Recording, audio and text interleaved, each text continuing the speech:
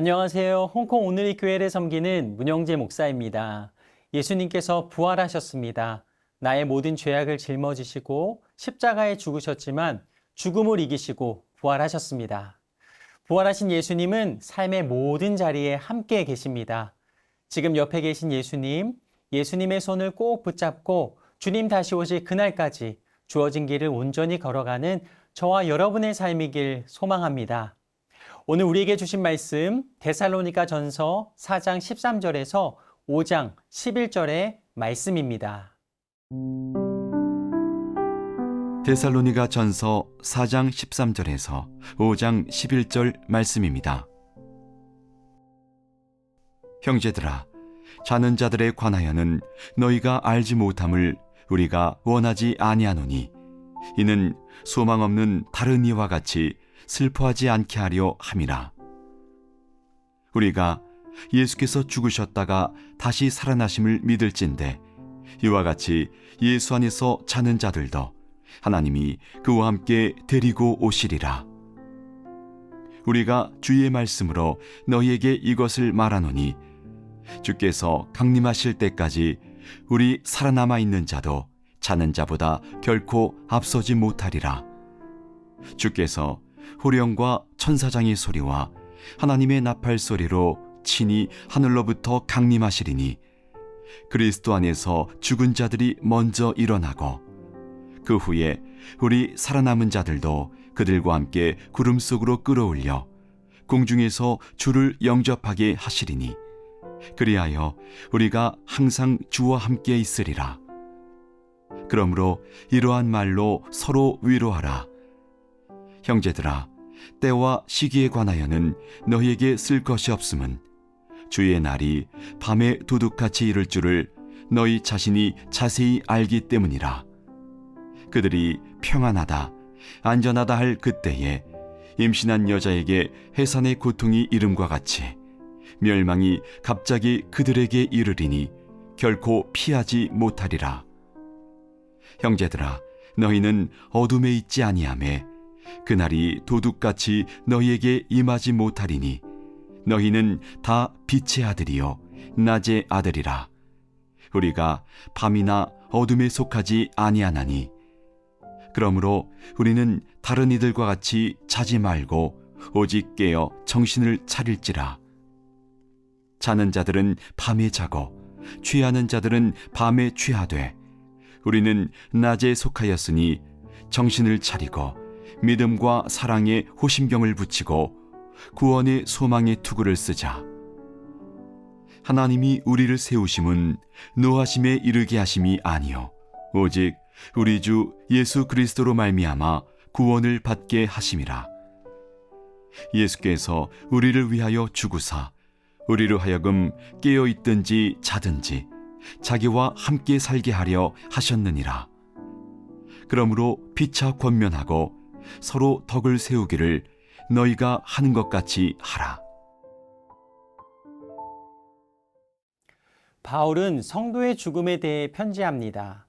데살로니가 교회는 성도가 죽은 뒤에 어떻게 되는지에 관한 지식이 없었습니다. 바울은 성도의 죽음에 대해 알려주고 서로 위로하라 권면합니다. 데살로니가 전서 4장 13절입니다. 형제들아, 자는 자들에 관하여는 너희가 알지 못함을 우리가 원하지 아니하노니 이는 소망 없는 다른 이와 같이 슬퍼하지 않게 하려 함이라. 당시 이교도와 세상 사람들은 사람이 죽으면 그것으로 끝이라 생각했습니다. 데살로니가 성도들도 죽음 이후 성도가 어떻게 되는지 알지 못했고 부활을 의심했습니다. 바울은 성도의 죽음에 대해 말합니다. 성도의 죽음은 잠을 자는 것과 같다.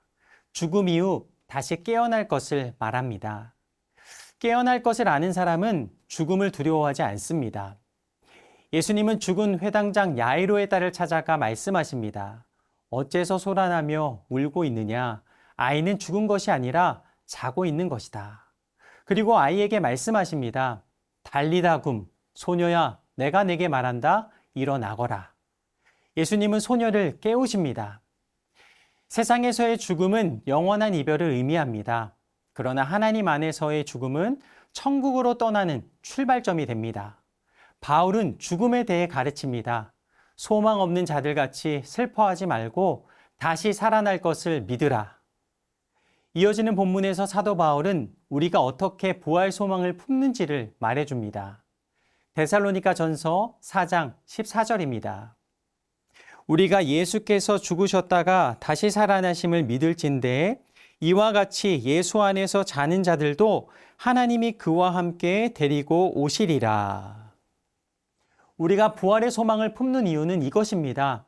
예수님께서 성육신하시며 나의 모든 죄악을 감당하사 십자가에 죽으셨습니다. 그러나 죽음을 이기시며 사흘 만에 부활하셨습니다. 예수님께서 죽음을 이기시고 부활하심으로 우리에게 부활 소망을 주셨습니다. 예수님 안에 있는 성도들은 예수님처럼 잠을 자다 예수님처럼 깨어나는 것을 경험할 것입니다. 성도는 예수님께서 부활하심과 같이 예수님의 재림의 날에 영광스러운 몸으로 부활할 것입니다. 할렐루야! 이 믿음이 저와 여러분의 믿음이 되길 축복합니다. 이 믿음이 확고할 때 죽은 자들을 위해 슬퍼하지 않고 자신의 죽음 앞에서도 평안할 수 있습니다. 이것을 믿을 때 죽음 너머를 볼 수 있는 영원한 하나님의 백성이 됩니다. 부활의 약속을 굳게 믿으며 나아갈 때 죽음에 대한 두려움을 물리치고 오히려 죽음에 대해 두려워하는 자들을 위로하고 격려할 수 있습니다. 지금 나의 현실을 바라볼 때 인생이 괴롭고 힘들 수 있습니다. 하지만 결코 인생이 고통으로 끝나지 않을 것입니다. 예수님께서 재림하실 때 죽은 자들이 일어나고 성도들은 순식간에 올라가 부활에 참여할 것입니다. 예수님을 믿고 예수님 안에 있으면 반드시 부활할 것이며 새 하늘과 새 땅이 약속되어 있습니다. 그곳에서 예수님과 영원히 교제할 것입니다. 이 소망을 주신 하나님께 찬양과 감사를 드리는 저와 여러분의 삶이길 간절히 소망합니다.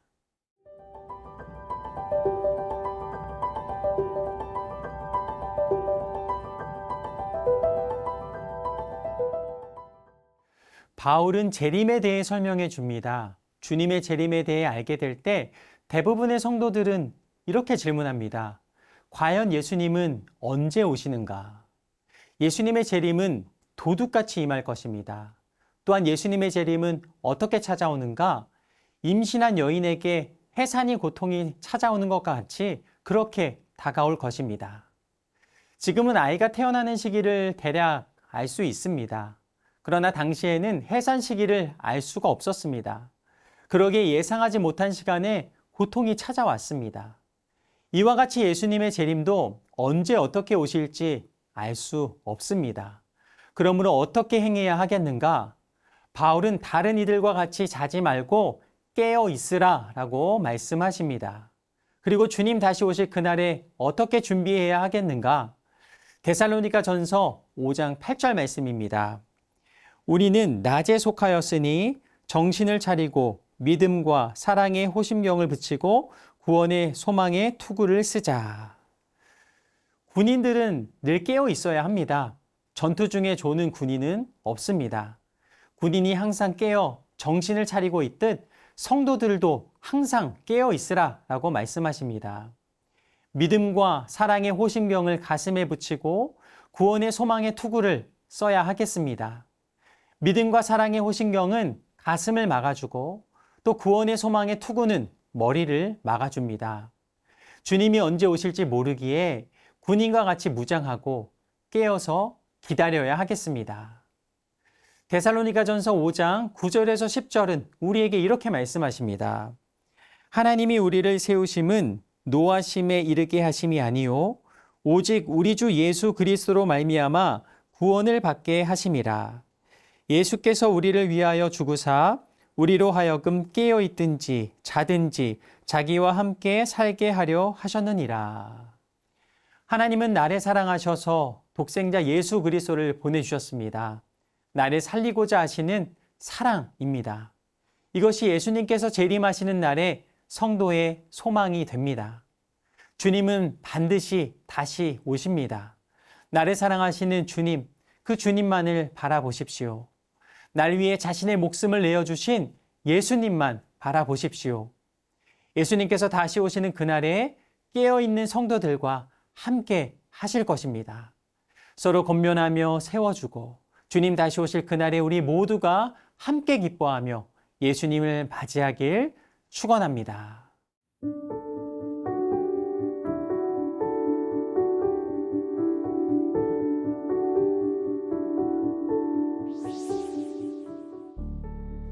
주님, 다시 오셔서 믿는 자들을 일으키시고 그들과 영원히 함께 하신다는 약속이 제게 큰 위로가 됩니다.